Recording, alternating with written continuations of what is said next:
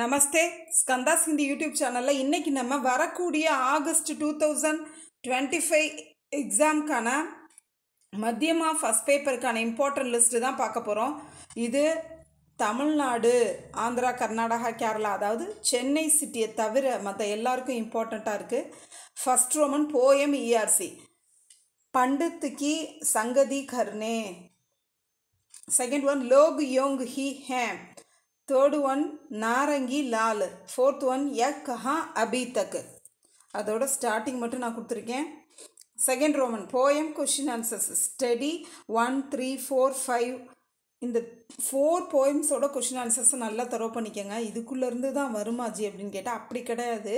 நான் எல்லா போயத்துலேயும் எந்த கொஷின் ஆன்சர்ஸ் எந்தெந்த போயத்தில் கொஷின் ஆன்சர்ஸ் ஈஸியாக இருக்கோ அந்த மாதிரி நீங்கள் இப்போ கொஞ்சம் ஒரு 4 லைன்ஸை பார்த்தோன்னே குழந்தைங்க வந்து ஐயோ இது படிக்க முடியாது என்னால் அப்படின்னு சொல்லிடுறாங்க. அப்படி இருக்கும்போது ஆனால் நம்ம ஈஸியாக எந்த போயத்துக்கெல்லாம் கொஷின் ஆன்சர்ஸ் இருக்குதுன்னு நான் செலக்ட் பண்ணி உங்களுக்கு சொல்கிறேன். இதுலேருந்து தான் கொஷின் வரும் அப்படிலாம் கிடையாது. எல்லா போயத்துலேருந்தும் எடுப்பாங்க.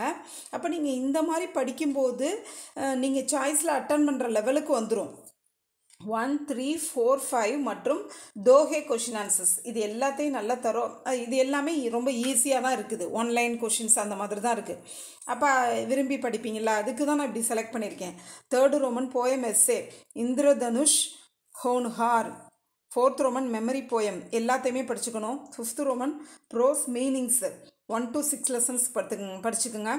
சிக்ஸ்த் ரோமன் ஆப்போசிட்ஸும் அதே மாதிரி 1 to 6 லெசன்ஸ். அதாவது டோட்டலி உங்களுக்கு 7 லெசன்ஸ் இருக்குது. உங்களுக்கு சரி இதை மட்டும் படிச்சுக்கோ அப்படிங்கும்போது மட்டும்தான் ஸ்டூடெண்ட்ஸ் வந்து விரும்பி அதை பண்ணுறாங்க. ஏன் ஸ்கூல்லையும் ஹெவி போர்ஷன்ஸ் இருக்குதா, அதையும் படிச்சுக்கிட்டு தானே சைடில் இதை படிக்கிறாங்க. அப்படி இருக்கும்போது நிறைய படிக்கணும் அப்படின்னா ரொம்ப டஃப்பாக ஃபீல் பண்ணுறாங்க.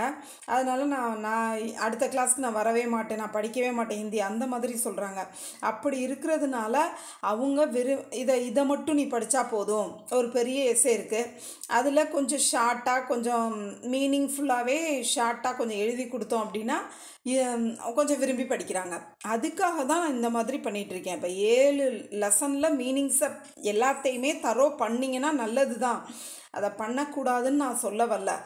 ஆனால் இந்த மாதிரி இதை நீ படிக்க வேண்டாம், இதை மட்டும் படி அப்படிங்கும்போது குழந்தைங்க விரும்பி அதை கண்டினியூ பண்ணுறாங்க. அதுக்காண்டி தான் நான் இந்த மாதிரி ஒரு சின்ன டிப்ஸ் மாதிரி உங்களுக்காண்டி யோசித்து இந்த மாதிரி பண்ணிகிட்ருக்கேன்.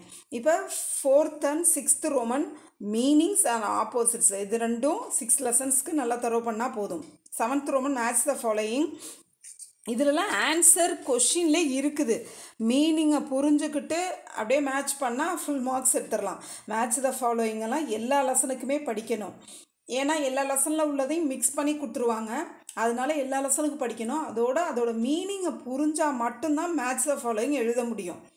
8th ரோமன் மேக் சென்டென்ஸு இது ஒரு 5 லெசன்ஸ்க்கு படிச்சுக்கோங்க. படிக்கவே வேண்டாம் நீங்கள் மேக் சென்டென்ஸை. அந்த வேர்டுக்கான மீனிங் என்னன்னு புரிஞ்சுக்கிட்டு ஓனாக ஃப்ரேம் பண்ண ட்ரை பண்ணுங்கள். அந்த மாதிரி ஃப்ரேம் பண்ணும்போது தான் எஸ்ஏஸ் எல்லாம் ஓனாக எழுதுகிற அந்த பழக்கமே வரும். டென்ஸு அடிப்படை கிராமரை நல்லா கற்றுக்கிட்டு அதை வச்சு நீங்கள் ஓனாக ஃப்ரேம் பண்ணுங்கள். உங்கள் லெசன்ஸில் வந்த சென்டென்ஸே கூட ஃப்ரேம் பண்ணலாம். நீங்கள் படிக்கிற எஸ்ஏல உள்ள சென்டென்ஸே ஃப்ரேம் பண்ணலாம். அந்த மாதிரி அந்த வேர்டு மீனிங் தெரிஞ்சுருக்கணும். மேக் சென்டென்ஸில் அந்த வேர்டு மீனிங் தெரிஞ்சுக்கிட்டு அதை வச்சு நீங்கள் ஃப்ரேம் பண்ணுங்கள்.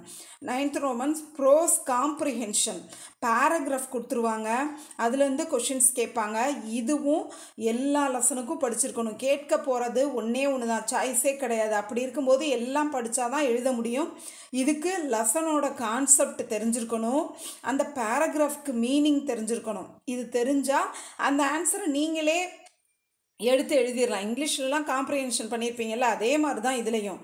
10th ரோமன் ப்ரோஸ் எஸ்ஸே ப்ரோஸ்லேருந்து கேட்கக்கூடிய எஸ்ஸே மகாகவி Subramania Bharathi. Second one doctor Abdul Kalam. Next grammar question answers இது எல்லாமே படிக்கணும். மத்தியமா பிளேலிஸ்ட்டில் பார்த்தீங்கன்னா நான் நிறைய, அதாவது மேட்ச் த ஃபாலோயிங்கு, டிரான்ஸ்லேஷன், அப்புறம் இந்த இதெல்லாம் கிராமர் கொஷின் ஆன்சர்ஸ் எல்லாத்தையும் டீச் பண்ண வீடியோலாம் மத்தியமா பிளேலிஸ்ட்டில் இருக்குது. அதை படிக்கிறதுக்கு யூஸ் பண்ணிக்கோங்க. மத்தியமா செகண்ட் பேப்பர் ஆகஸ்ட் 2025. இந்த வீடியோவில் ஃபஸ்ட் அண்ட் செகண்ட் பேப்பர் ரெண்டுக்குமே இம்பார்ட்டன்ஸ் நான் சொல்லியிருக்கேன். First Roman question answers from story book. உங்களுக்கு ஒரு ஸ்டோரி புக்கு ஒரு 6 ஸ்டோரிஸ் இருக்குது, அதிலிருந்து வரக்கூடிய கொஷின் ஆன்சர்ஸ். இதுவுமே 1லேருந்து 6 வரைக்குமான எல்லா ஸ்டோரி கொஷின் ஆன்சர்ஸையும் படிக்க முடிகிறவங்க நல்லா தாராளமாக படிச்சுக்கலாம். அதனால் கொஞ்சம் ஷார்ட் பண்ணி கொடுங்க ஜி, கொஞ்சம் முக்கியமாக, அதாவது கொஞ்சமாக நான் படிக்கலாமா ஜி, இதில் வந்து ஒரு 4 லெசன்ஸ்க்கு மட்டும் படிக்கலாமா ஜி, வந்துருமா ஜின்னு கேட்குறவங்களுக்கு தான் இதை நான் சொல்கிறேன். இவங்க என்னடா இதை மட்டும் படிங்க இதை மட்டும் படிங்கன்னு சொல்கிறாங்க அப்படின்னு நினைக்காதீங்க. அந்த மாதிரி படிக்க முடியாமல் சிரமப்படுறவங்களுக்கு தான் நான் சொல்லிகிட்டு இருக்கேன். இந்த ஸ்டோரி கொஷின் ஆன்சர்ஸில் லெசன் 2, 3, 5, 6 அப்போ இதில் இருந்து மட்டும்தான் கொஷின் எடுப்பாங்களா? அதுவும் கிடையாது. இந்த லெசன்ஸில் கொஷின்ஸு ரொம்ப ஈஸியாக இருக்குது, டக்குன்னு படித்து எழுதி நல்லா மனப்பாடம் பண்ணுற மாதிரி ஈஸியாக இருக்குது. அதுக்காண்டி தான் நான் இந்த லெசன்ஸை சொல்கிறேன். Second Roman essay from story book. Story புக்கிலேருந்து வரக்கூடிய எஸ்ஸேஸ்.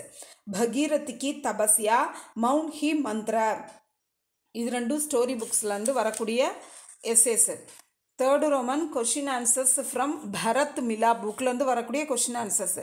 இது ஒரு 8 லெசன்ஸ்க்கு படிச்சுக்கோங்க. இது டோட்டலி பரத் மிலாப்பில் 15 லெசன்ஸ் இருக்குது. அவ்வளவு உங்களால் படிக்க முடியலை அப்படின்னா 8 லெசன்ஸ்க்கு படிச்சுக்கோங்க. இல்லை படிக்க முடியும்னா எல்லாத்தையுமே படிங்க. எப்போதுமே நான் இவ்வளவு தான் எல்லாருமே படிக்கணும்னு நான் சொல்லலை. இப்போ படிக்க முடியாதவங்க இந்த மாதிரி படிங்க. என்னால் எல்லாத்தையும் கவர் பண்ணி படிக்க முடியும்னா நீங்கள் அப்படி படிங்க. Fourth Roman essay from Bharat Milap. Bharat மிலாப்லேருந்து வரக்கூடிய எஸ்ஏஸ். இது ராமாயணத்துலேருந்து கொடுக்கப்பட்ட ஒரு பார்ட்டு.